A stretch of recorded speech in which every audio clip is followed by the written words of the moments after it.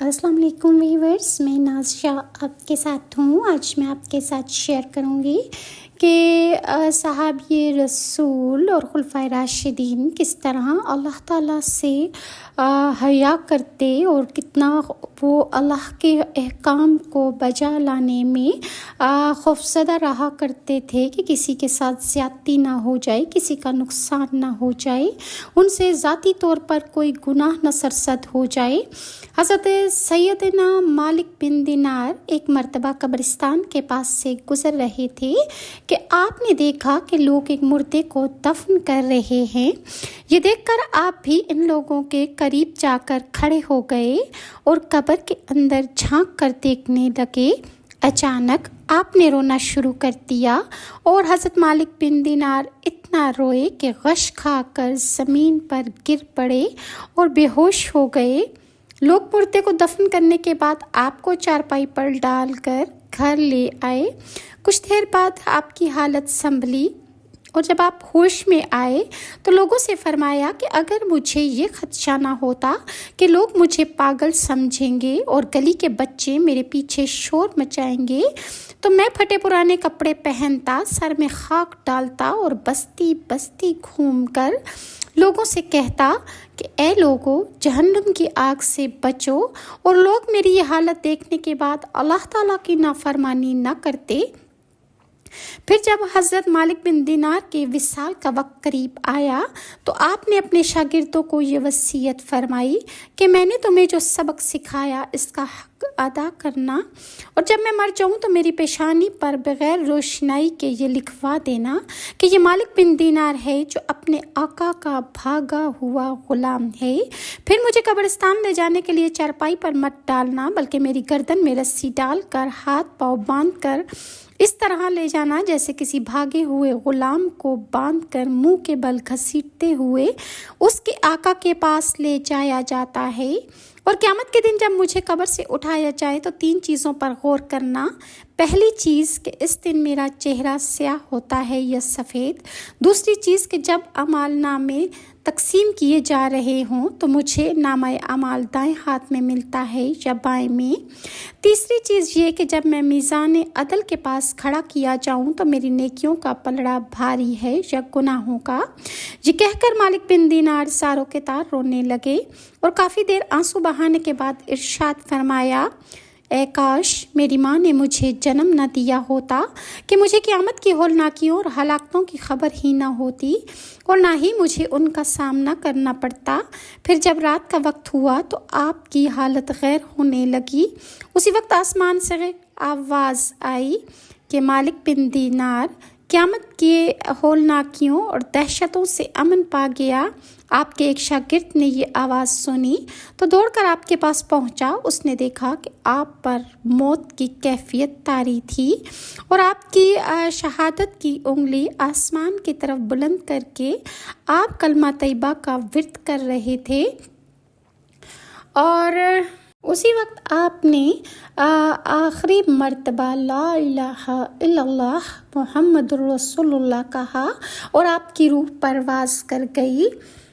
اسی طرح حضرت منصور بن عمار فرماتے ہیں کہ میں کوفہ میں رات کے وقت ایک گلی سے گزر رہا تھا کہ اچانک ایک درد بھری آواز میری سماعت سے ٹکرائی۔ اس آواز میں اتنا کرب تھا کہ میرے اٹھتے ہوئے قدم رک گئے اور میں ایک گھر سے آنے والی اس آواز کو غور سے سننے لگا۔ میں نے سنا کہ اللہ تعالیٰ کا کوئی بندہ ان الفاظ میں اپنے اللہ کی بارگاہ میں فریادیں کر رہا تھا۔ وہ کہہ رہا تھا کہ اے اللہ، تو ہی میرا مالک ہے، تو ہی میرا آقا ہے۔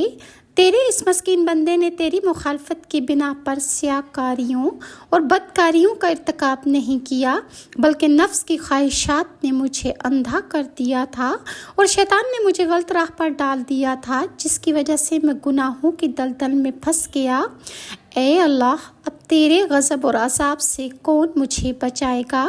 یہ سن کر میں نے باہر کھڑے کھڑے یہ آیت کریمہ پڑھی جو سورہ تحریم کی پارہ نمبر 28 کی 6 آیت تھی، جس میں اللہ تعالیٰ ارشاد فرماتا ہے کہ اے ایمان والو، اپنی جانوں اور اپنے گھر والوں کو اس آگ سے بچاؤ کہ جس کے ایندھن آدمی اور پتھر ہیں، اس پر سخت कड़े यानी ताकतवर फरिश्ते मुकर्रर हैं जो अल्लाह का हुक्म नहीं टालते और जो उन्हें हुक्म हो वो वही बजा लाते हैं। जब उसने ये आयत सुनी तो उसके गम की शिद्दत में मज़ीद इजाफा हो गया और वो शख्स शिद्दत कर्ब से चीखने लगा और मैं उसे इसी हालत में छोड़कर आगे बढ़ गया। दूसरे दिन सुबह के वक्त मैं दोबारा उस घर के करीब से गुजरा तो देखा कि एक मैयत मौजूद है और लोग उसके कफन और दफन के इंतज़ाम में मसरूफ़ हैं। मैंने उनसे दरियाफ्त किया कि ये मरने वाला कौन था, तो उन्होंने जवाब दिया, मरने वाला एक नौजवान था जो सारी रात खौफ खुदा के सबब रोता रहा और सहरी के वक्त इंतकाल कर गया। हज़रत सैयदना का अबुल अहबार से रिवायत है कि हज़रत मूसा अलैहिस्सलाम के ज़माने मुबारक में एक मरतबा कहत पड़ गया तो लोगों ने आपकी बारगाह में दरख्वास्त की कि हजूर बारिश के लिए दुआ कर दीजिए ताकि बारान रहमत नाजिल हो जाए। हज़रत मूसा अलैहिस्सलाम ने इरशाद फरमाया, मेरे साथ कोहे तूर पर चलो। चुनांचे जब सब लोग आपके साथ चल पड़े तो हज़रत मूसा ने ऐलान फरमाया कि मेरे साथ कोई ऐसा शख्स ना आए जिसने कोई गुनाह किया हो। ये सुनकर सब लोग बारी बारी वापस चले गए, लेकिन सिर्फ एक आंख वाला एक शख्स ऐसा था कि जो हज़रत मूसा के साथ साथ चलता रहा। हज़रत मूसा ने उससे पूछा, क्या तुमने मेरी बात नहीं सुनी? उसने अर्ज़ की, जी हाँ सुनी है। फरमाने लगे, क्या तुम बिल्कुल बेगुनाह हो? उसने जवाब दिया, हजूर मुझे अपना कोई गुनाह याद नहीं, लेकिन एक गुनाह का तज़किरा मैं करना चाहता हूँ और वो गुनाह अब बाकी रहा या नहीं, इसका फ़ैसला आप फरमा दीजिए। आपने पूछा, वो गुनाह क्या किया तूने? उसने बताया कि एक दिन मैंने रास्ते से गुजरते हुए किसी के मकान में एक आंख से झांका तो कोई खड़ा था। किसी के घर में इस तरह झांकने का मुझे बहुत अफसोस हुआ और मैं खुद खौफ खुदा से लरस उठा। फिर मुझ पर निदामत गालिब आ गई और मैंने वो आंख निकाल कर बाहर फेंक दी कि जिस आंख से मैंने झांका था और उस आंख ने वो मंजर अंदर का देखा था। अगर मेरा वो अमल गुनाह था तो आप फरमा दीजिए, मैं इसी वक्त वापस चला जाता हूँ। हज़रत मूसा अलैहिस्सलाम उसकी बात सुनकर बहुत खुश हुए और फरमाया, मेरे साथ चलो, अब हम दुआ करते हैं। फिर आपने दुआ फरमाई कि ए अल्लाह, तेरा ख़जाना कभी ख़त्म नहीं होने वाला और बुख़्ल तेरी सिफ़त नहीं, अपने फजलो करम से हम पर पानी बरसा दे। इतना कहना था कि फ़ौरन बारिश शुरू हो गई और ये दोनों हजरात बारिश में भीगते हुए पहाड़ से वापस तशरीफ़ लाए। इसी तरह अमीरुल मोमिनीन सैयदना उमर बिन अब्दुल अज़ीज़ जो कि अमवी बादशाहों के खलीफा थे, उनकी एक कनीज़ आपकी बारगाह में हाजिर हुई और उसने अर्ज़ करने लगी, आलिजा, मैंने ख्वाब में अजीब मामला देखा है। आपके दरियाफ्त करने पर वो यूं अर्ज़ गुजार हुई।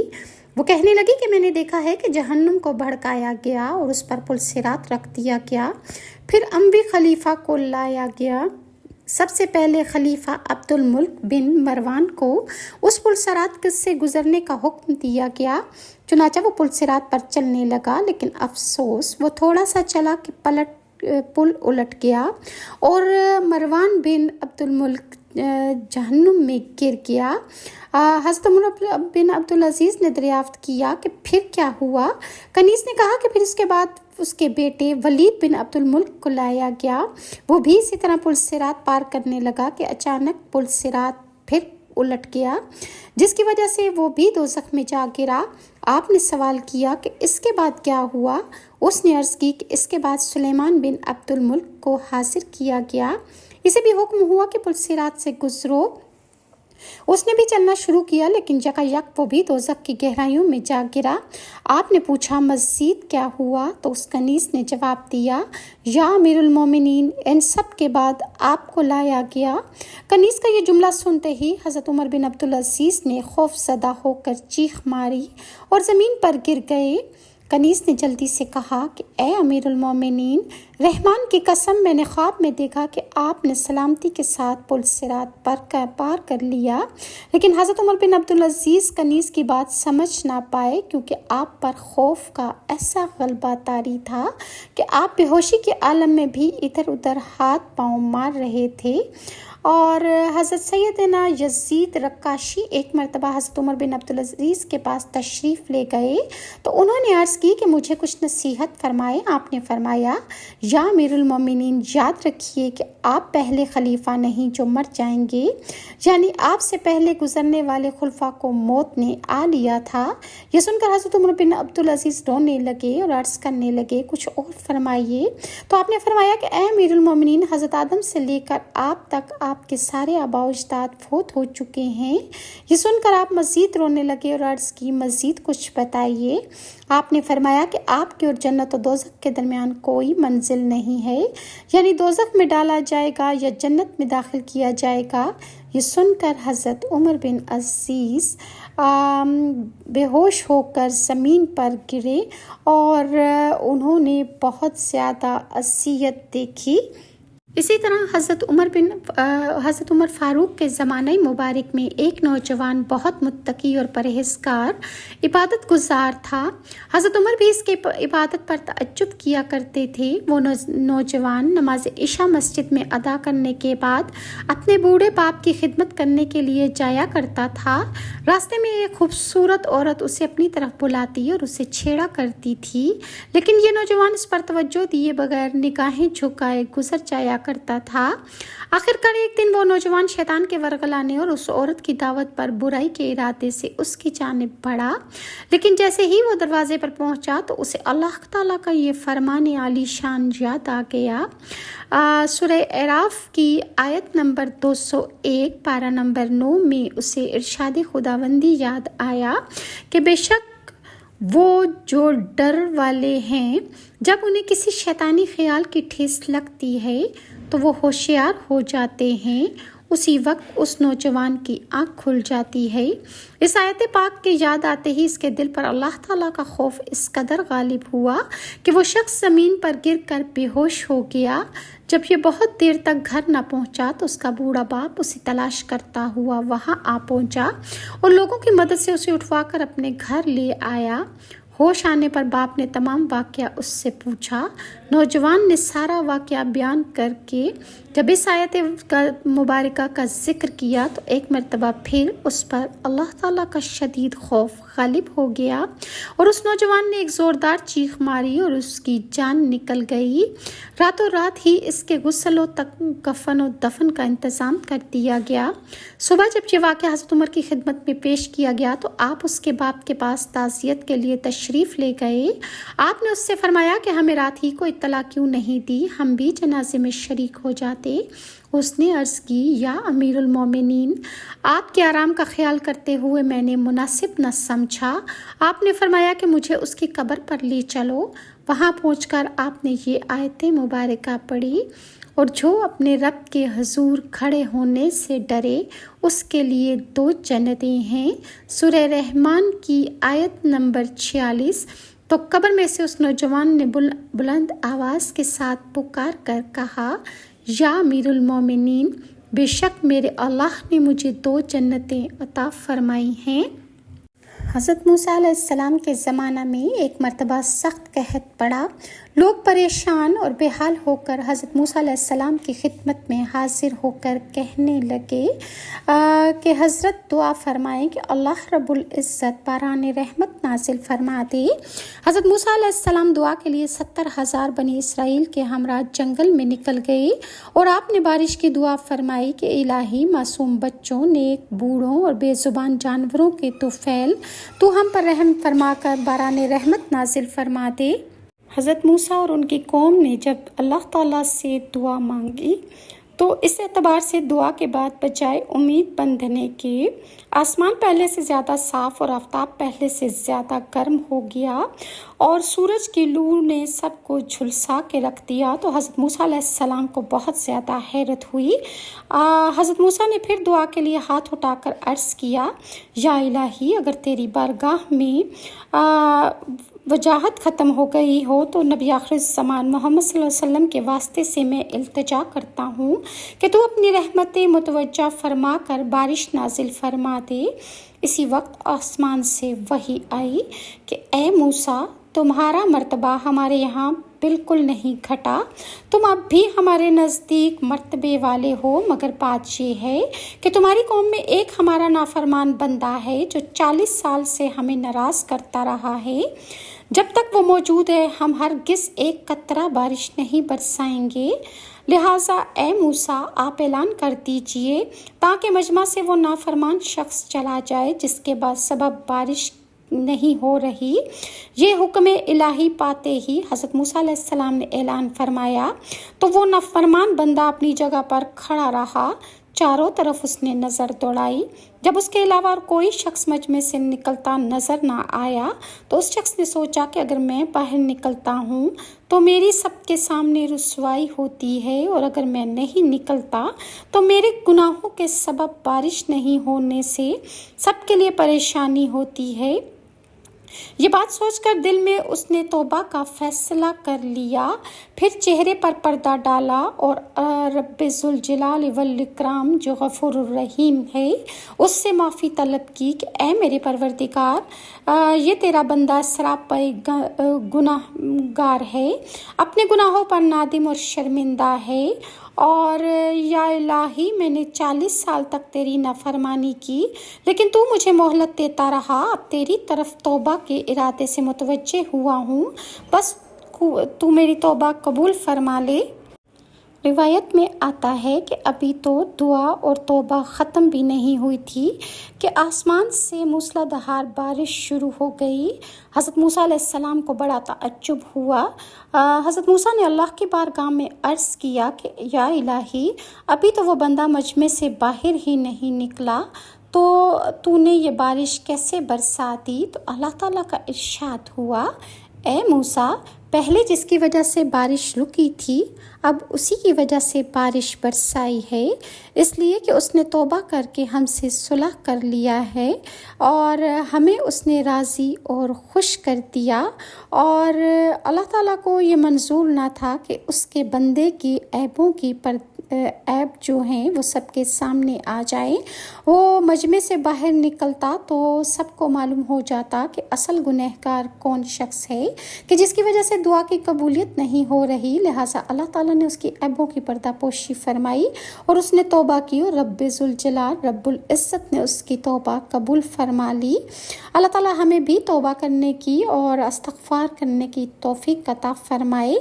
حضرت سیدنا ابو ہریرہ سے مروی ہے کہ رسول اکرم نے فرمایا کہ بنی اسرائیل میں ایک شخص تھا جس نے زندگی بھر کوئی بھی نیکی نہ کی تھی۔ اس نے اپنے گھر والوں کو وصیت کی کہ جب میں مر جاؤں تو مجھے جلا دینا اور میری آدھی راکھ جنگل میں اڑا دینا، جبکہ آدھی راکھ میری دریا کے سپرد کر دینا۔ رب تعالیٰ کی قسم، اگر اللہ تعالیٰ نے میری گرفت کی تو وہ مجھے ایسا عذاب دے گا جو پورے جہان میں کسی کو نہ دیا گیا ہوگا۔ جب اس شخص کا انتقال ہو گیا تو اس کی وصیت کے مطابق گھر والوں نے اس کی وصیت پوری کر دی اور اس کے جسم کو جلا ڈالا۔ اللہ تعالیٰ نے دریا کو اس کی راکھ جمع کرنے کا حکم ارشاد فرمایا تو اس نے اپنے اندر موجود تمام راکھ جمع کر کے ایک جگہ پیش کر دی۔ پھر جنگل کو اللہ تعالیٰ نے یہی حکم دیا تو جنگل نے بھی اس کی راکھ اکٹھی کر دی۔ پھر اللہ تعالیٰ نے اس شخص سے سوال کیا کہ بتاؤ تم نے ایسی وصیت کیوں کی کہ تمہیں جلا ڈالا جائے؟ تو اس شخص نے عرض کیا کہ یا الہی، تو جانتا ہے کہ میں نے یہ سب کچھ فقط تیرے خوف کی وجہ سے کیا تھا، مجھے تیری نافرمانی کا ڈر تھا۔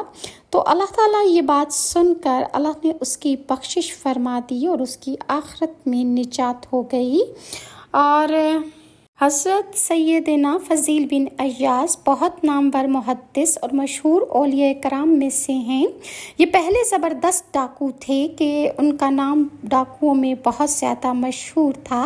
ایک مرتبہ ڈاکہ ڈالنے کی غرض سے کسی مکان کی دیوار پر چڑھ رہے تھے کہ اتفاقاً اس وقت مالک مکان قرآن مجید کی تلاوت میں مشغول تھا۔ جب وہ مالک مکان قرآن پاک کی اس آیت پر پہنچا، پارہ نمبر 27 سورہ حدید کی آیت نمبر 16 کہ اے ایمان والو، کو ابھی وہ وقت نہ آیا کہ ان کے دل جھک جائیں اللہ کی یاد کے لیے۔ اور جو ہی یہ آیت آپ کے کانوں سے ٹکرائی، گویا تاثیر ربانی کا تیر بن کر دل میں پیوست ہو گئی، اور اس کا اتنا اثر ہوا کہ اس آیت سے آپ میں خوف خدا سے آپ کانپنے لگے، اور بے اختیار آپ کے منہ سے نکلا، کیوں نہیں میرے پروردگار، اب اس کا وقت آ گیا ہے۔ چنانچہ آپ روتے ہوئے دیوار سے اتر پڑے اور رات کو ایک سنسان اور بیاباد کھنڈر نما مکان میں جا کر بیٹھ گئے۔ تھوڑی دیر بعد وہاں ایک قافلہ پہنچا تو شرکائے قافلہ آپس میں کہنے لگے کہ رات کو سفر مت کرو، یہاں رک جاؤ کہ فضیل بن ایاز ڈاکو اسی طرف رہتا ہے۔ آپ نے قافلے والوں کی باتیں سنی تو اور زیادہ رونے لگے کہ افسوس، میں کتنا گنہگار ہوں کہ میرے خوف سے امت رسول کے قافلے رات میں سفر نہیں کر سکتے، اور گھروں میں عورتیں میرا نام لے کر بچوں کو ڈراتی ہیں۔ آپ مسلسل روتے رہے یہاں تک کہ فجر کا ٹائم ہو گیا، اور آپ نے سچی توبہ کر کے یہ ارادہ کیا کہ اب ساری زندگی کعبۃ اللہ کی مجاوری اور اللہ تعالیٰ کی عبادت میں گزاروں گا۔ چنانچہ آپ نے پہلے علم حدیث پڑھنا شروع کیا اور تھوڑے ہی عرصے میں ایک صاحب فضیلت محدث بن گئے، اور حدیث کا درس بھی آپ نے دینا شروع کر دیا۔ حضرت یزید بن ہارون واسطی حافظ حدیث تھے، ان کی آنکھیں نہایت خوبصورت تھیں، مگر یہ اللہ کے خوف سے اس قدر رویا کرتے تھے کہ مستقل طور پر آشوب چشم کی شکایت پیدا ہو گئی، یہاں تک کہ آپ کی آنکھوں کی خوبصورتی اور روشنی دونوں جاتی رہی۔ حضرت یحییٰ بن عبد الملک بہت ہی باروب شیخ الحدیث تھے، لیکن آپ پر خوف خداوندی کا بڑا غلبہ تھا۔ آپ دن رات روتے رہتے، یہاں تک کہ آپ کی آنکھوں میں ہمیشہ آشوب چشم جیسی سرخی رہتی تھی۔ یہ دیکھ کر بعض لوگوں نے عرض کی کہ حضور، آپ اپنی آنکھوں کا علاج یہی ہے کہ آپ رونا چھوڑ دیں، تو آپ نے فرمایا کہ اگر یہ آنکھیں اللہ کے خوف سے رونا چھوڑ دیں تو پھر ان میں کون سی بھلائی باقی رہ جائے گی۔ یہ ہے اللہ کے وہ بندے کہ جو خوف خدا سے روتے تھے، اور انہوں نے اللہ تعالیٰ سے بعض نے توبہ استغفار کی، اور انہیں اللہ تعالیٰ نے دنیا اور آخرت میں نجات عطا فرمائی۔ اللہ تعالیٰ مجھے اور آپ کو توبہ استغفار کرنے اور رکوع سجود پر قائم رہنے کی توفیق عطا فرمائی۔ اگر ویورز آپ کو میری ویڈیوز اچھی لگتی ہیں تو کائنڈلی لائک اور سبسکرائب ضرور کیجیے، اور نیکسٹ ویڈیو تک کے لیے ناز شاہ کو اجازت دیجیے۔ اللہ حافظ۔